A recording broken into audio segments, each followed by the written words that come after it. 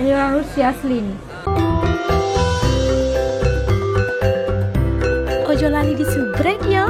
Assalamualaikum semuanya, selamat kembali ke channel ini. Pada kalian semua yang sudah bantu support dukung jika channel ini jutaan, terima kasih ucapkan. Oke, buat kawan yang baru yang masih belum gabung, ayolah bantu dengan tekan button subscribe. Dan subscribe itu kan gratis saja, geng.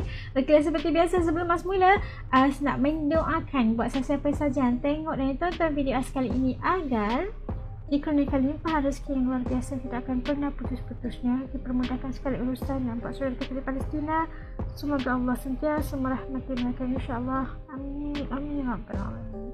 Oke lah, ini yang satu lagi video daripada channel Gen 62. Jangan lupa jangan kalian untuk bantu subscribe channel ini, tanda dukungan kita.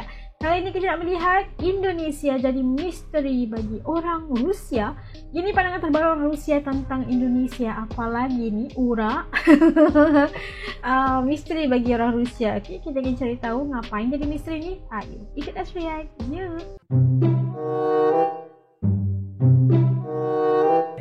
Oke, udah siap semuanya. Yuk kita mulai. Bismillah. Putin mengatakan Rusia siap membantu Indonesia dalam membangun kenegaraan dan memperkuat posisi Republik Muda di kancah internasional. Salah satu peran Rusia terhadap Indonesia saat membantu pembangunan infrastruktur Indonesia serta mengalirkan banyak bantuan dan dana.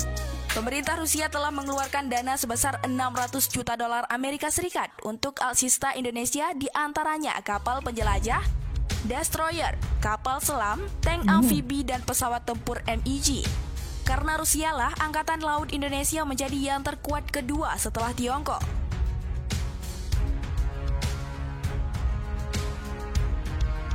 Pada waktu itu, Rusia juga banyak mengirim spesialis, insinyur, dan ahli konstruksi ke Indonesia. С днем Великой Победы! Ура!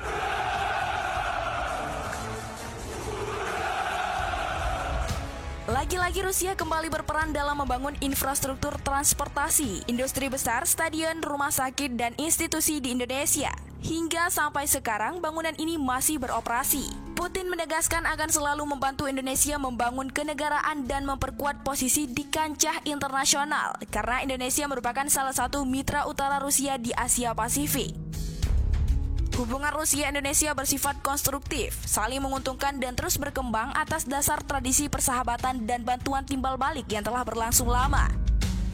Kekaguman Rusia terhadap Kepulauan Nusantara dimulai semenjak abad ke-11. Hal ini diungkapkan oleh Dr. Sastra Indonesia dan Malaysia di School of Oriental and African Studies University of London, Inggris, Vladimir Ibraginsky. Namun, dalam buku Sahabat Lama Era Baru yang dimuat Tirto karya Tommy Lembang, diungkapkan bahwa kekaguman ini bersifat misterius karena Rusia sendiri tidak tahu di mana Nusantara. Nusantara bagi masyarakat Rusia hanya mitos. Mitos ini berupa kepercayaan bahwa Kepulauan Nusantara sebagai Taman Eden yang memiliki kekayaan berupa emas dan batu berharga lainnya. Hubungan Rusia-Indonesia juga terkait dengan sosok Tan Malaka yang hadir dalam Kongres Komintern 4 di Moskow pada tahun 1932 dan sosok Munawar Musuh yang pernah tinggal di Moskow. Ketika Indonesia merdeka pada 17 Agustus 1945, hubungan ideologis antara Rusia-Indonesia kembali muncul dengan menjadi negara yang mendukung kemerdekaan Indonesia. Rusia pernah menempatkan M. Bakunin yang merupakan seorang konsul pertama di Batavia. Saat itu Indonesia masih dijajah Belanda. Ia memegang jabatan sebagai konsul pada periode 1894 hingga 1899. Pada sidang PBB tahun 1945 hingga 1947, Andrei Gromko melancarkan aksi gerakan mengecam Belanda yang melestarikan penjajahan di Indonesia. Media Rusia pun dipenuhi dengan berita tentang perjuangan pahlawan Indonesia menghadapi penjajah. Rusia juga mendukung kedaulatan dan kemerdekaan Indonesia yang merdeka, suarakan dalam beberapa forum internasional, seperti Konferensi Asia di Delhi pada 1949, serta pertemuan Dewan Ekonomi dan Sosial PBB tahun 1947 hingga 1948. Rusia mengaku kemerdekaan Indonesia secara de facto pada tahun 1948, kemudian pengakuan de jure ketika sekaligus pembukaan hubungan diplomatik Rusia-Indonesia pada tahun 1950.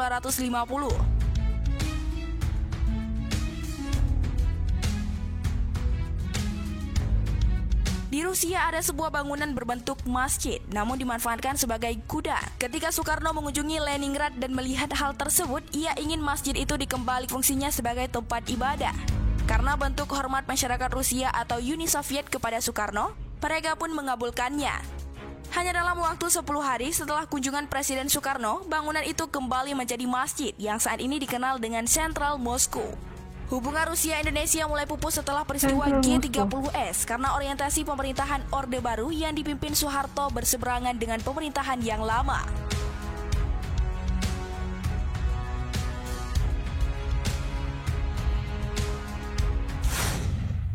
Bagaimana pendapat orang Rusia tentang Indonesia? Hello, can I ask you something about Indonesia? Do you know this country? You're from Egypt. Saya pernah ke Indonesia, ke Jakarta, ke Yogyakarta, ke Bogor, Bandung. Ini orang Rusia asli nih. Ke Bali, ya. Bagi orang Rusia, Indonesia adalah negara tropis yang jauh, eksotis, dan mempesona. Wisatawan Rusia yang pernah berkunjung kemari, mereka berbagi kesan yang sangat menarik tentang keindahan alam yang terbentang dari Sabang hingga Merauke.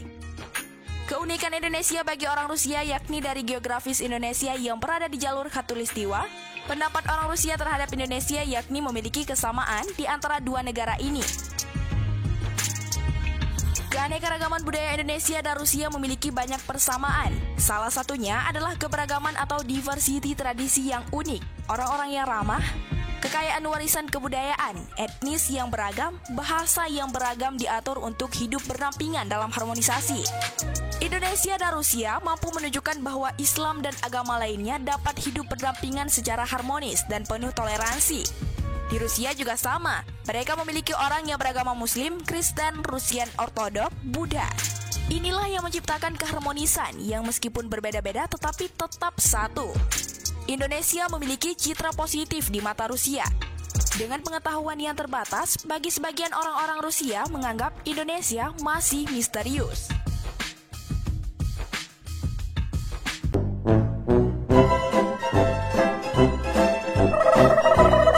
Nah, tadi dapat saksikan bagaimana hubungan baik antara negara Rusia dan juga Indonesia sudah lama terjalin, dan jalinan persahabatan yang berlangsung antara dua negara ini saling bertukar industri dan sebagainya, selalu memberikan pertolongan dan sebagainya, memberikan satu impak yang sangat positif khususnya buat kedua-dua buah negara, memberikan impak yang memberikan kelebihan kepada kedua-dua negara. Tapi yang kita lihat tadi kekal misterius tu disebabkan oleh mereka tu nggak tahu kalau Asia Tenggara itu wujud dan sebagainya.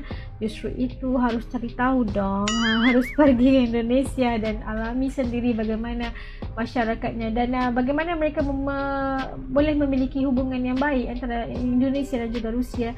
Katanya mereka juga mempunyai persamaan daripada berbilang